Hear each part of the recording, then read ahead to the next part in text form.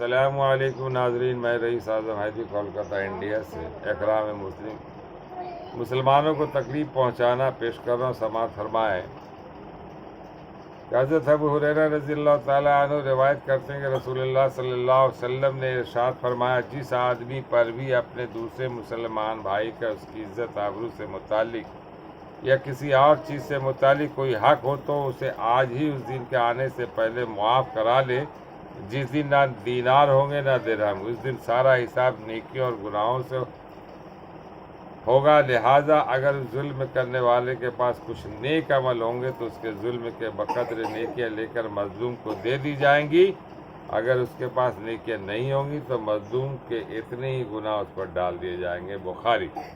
حضرت برا بن عازب رضی اللہ تعالیٰ عنہ روایت کرتے ہیں کہ رسول اللہ صلی اللہ علیہ وسلم نے ارشاد فرمایا، بدترین سود اپنے مسلمان بھائی کی آبرو ریزی کرنا، یعنی اس کی عزت کو نقصان پہنچانا، چاہے کسی طریقے سے ہو، مثلا غیبت کرنا، حقیر سمجھنا، رسوا کرنا وغیرہ وغیرہ۔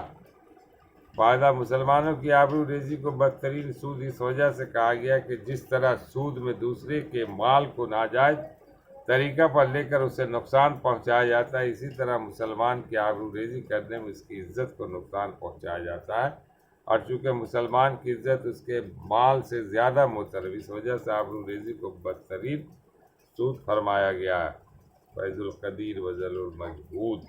اللہ تعالی ہم لوگوں کو غیبت، چغل خوری، حسد، جلن، حقیر سمجھنا، کسی کو رسوا کرنا، ان سب چیزوں سے اللہ بچا کے رکھے اور اس کی عزت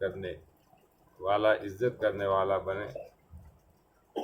اللہ تعالی ہم لوگ کا عمل کرنے سے، پڑھنے سے زیادہ عمل کرنے کی توفیق عطا فرمائے۔ وما علینا الا البلاغ۔ اس ویڈیو کو دور دور تک پھیلائیں، یہ بھی ایک صدقہ جاریہ ہے۔ السلام علیکم ورحمۃ اللہ وبرکاتہ۔